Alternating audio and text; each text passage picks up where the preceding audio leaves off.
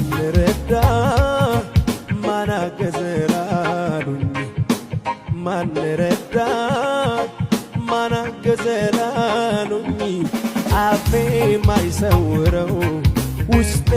ማይደብቀው ዛሬ ለመቆሜ ምክንያቱ የሆነው ወዳጅ ያለፈኝ ዘመድ ያለፈኝ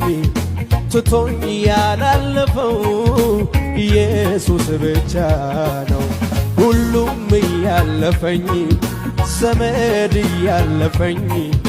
ትቶኝ ያላለፈው ኢየሱስ ብቻ ምላሽ አለኝ እኔ ምላሽ አለኝ እኔ ተቀበለኝ ይሆን ምስጋናዬን ከኔ